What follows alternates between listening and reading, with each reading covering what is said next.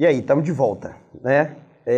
Continuando falando dos povos indígenas, eu gostaria de mostrar essa carta para vocês, né? Eu não tenho ela aqui na íntegra, mas é uma carta de Pero Vaz de Caminha, uma carta ao rei de Portugal, Dom Manuel, né?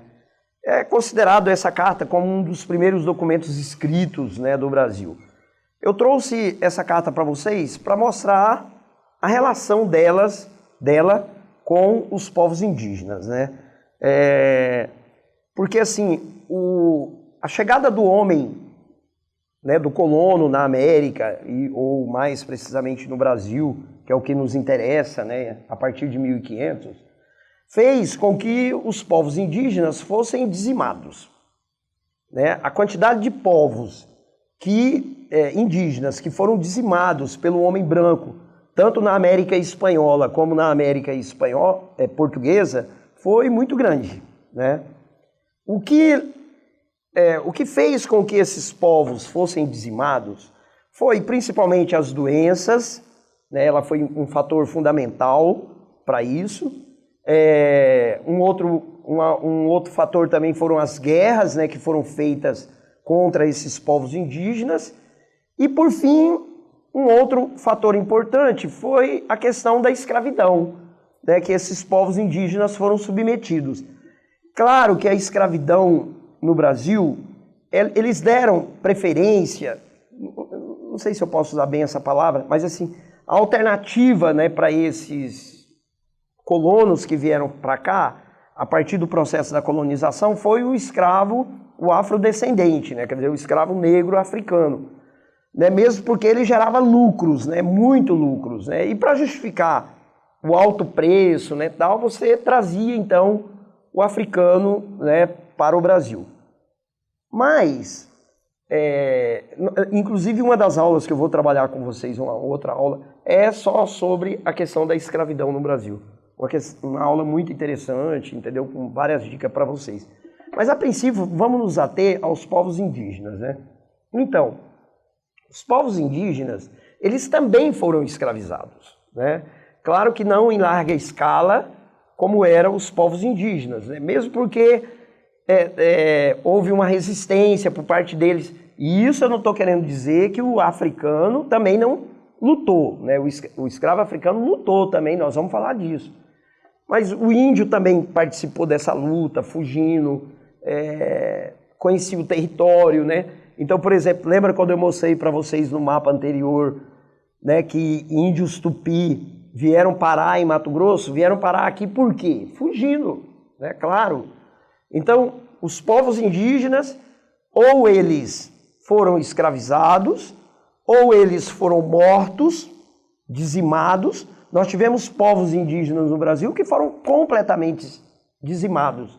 Em Mato Grosso, por exemplo, nós temos dois exemplos, os Paiaguá e os Guaicuru, que foram povos que enfrentaram o homem branco e foram completamente dizimados, né? Calcula-se que... então, voltando, né, lá ao assunto. Então, ou eles lutaram, ou muitos fugiram, né, ou foram escravizados, né? E o contato com o homem branco, através, né, o contato, né, físico, né, do homem branco, fez com que muitas doenças também dizimassem esses povos indígenas, como eu já falei, né? Só estou repetindo aqui para reforçar.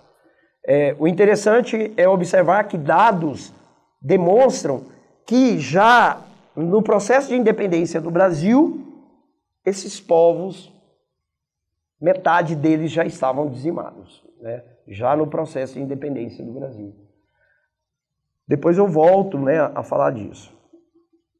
A carta de Pero Vaz de Caminha já mostra um caminho dessa dizimação, né, de certa forma. Porque, segundo Pero Vaz de Caminha, na carta dele, né, quando ele escreve para o rei de Portugal, Dom Manuel, ele dizia o seguinte na carta: meu rei, eu estou aqui mais ou menos falando, né, interpretando o que está na carta, não na íntegra, né, como ela está. Mas assim, ele dizia na carta: meu rei, esta terra, ela possui muitas riquezas, ela possui um verde exuberante, uma mata exuberante, né? mas não sabemos se tem ouro nela, né, que era o que interessava, pedras preciosas. Mas eu vou te falar de uma riqueza que tem nessas terras, dizia Caminha. São os nativos que nela habitam. Isso até já caiu também na prova do Enem. Quer dizer, por que segundo Caminha, né, os nativos eram uma riqueza? Porque nós estávamos passando pela reforma religiosa na Europa naquela época. A Europa passava pela reforma religiosa. E, consequentemente, a Igreja Católica estava perdendo fiéis, né? Ela estava perdendo católicos, né? Passando para outras religiões, né? Com a propagação, né, do protestantismo que iniciou, né, por Martinho Lutero, né, na Alemanha, e depois se espalha pela Suíça, né, através do calvinismo, pela França, né, no calvinismo também, na Inglaterra o anglicanismo. Então, esse movimento reformista, né, que deu origem a novos pensamentos, a novas formas de interpretação da Bíblia, né, tudo isso fez com que a Igreja Católica, até então toda poderosa, começasse a perder fiéis, né? E dentro dessa luta, né, dentro dessa luta, né, de buscar novos fiéis, é que a Igreja Católica cria a Contra-Reforma. Dentro do processo da Contra-Reforma é criada a Companhia de Jesus. O que era a Companhia de Jesus? Era uma instituição religiosa cujo objetivo, né, era formar os jesuítas, e esses jesuítas se espalharem, né, pelo mundo, vieram para a América para catequizar o índio, quer dizer, formar novos cristãos, né? Então, quer dizer, dentro desse contexto reformista, né, eles buscam, né, novos cristãos. A função, o que o Pero Vaz de Caminha está dizendo na carta é justamente isso. Quer dizer, a maior riqueza que nós temos nessas terras são esses povos, é poder catequizar esses povos, é transformar eles em novos cristãos, né? Isso é muito interessante, né? A carta de Caminha, ela é muito rica e ela traz uma quantidade muito grande de minúcias, né, a respeito do que seria o Brasil futuramente, né? É muito importante, eu não trouxe para vocês a imagem, mas depois a gente coloca, né, vou pedir para o técnico colocar, a imagem da primeira missa no Brasil, né? Ela é também, né, uma imagem, né, iconográfica muito importante e que, de certa forma, vai mostrar para vocês, né, a importância, né, do índio presente naquela imagem, né? Eu preparei também para vocês, vou colocar aí disponível, esse mapa da América Portuguesa, da América Espanhola e as definições de fronteira entre o Brasil e a Espanha. Eu só trouxe esse mapa porque é uma previsão daquilo que nós vamos trabalhar nas próximas aulas, né? A questão da expansão territorial do Brasil, entendeu? A colonização do Brasil, o trabalho indígena, o trabalho africano, né, no Brasil. Mas isso nós vamos trabalhar posteriormente, tá? Esse mapa aí é só para vocês darem uma olhada. Observe também que o processo de interiorização do Brasil ocorre através das chamadas bandeiras, né? E a intenção das bandeiras era o quê? Era aprisionar índios, né? Então, quando eles chegam no interior do Brasil, a intenção deles era pegar justamente esses índios para ser vendido como mão de obra. Então, também para descaracterizar um pouco essa ideia de que os índios não foram escravizados e foram escravizados sim, tá? Bem, para terminar, eu estou colocando aí disponível para vocês duas questões, tá?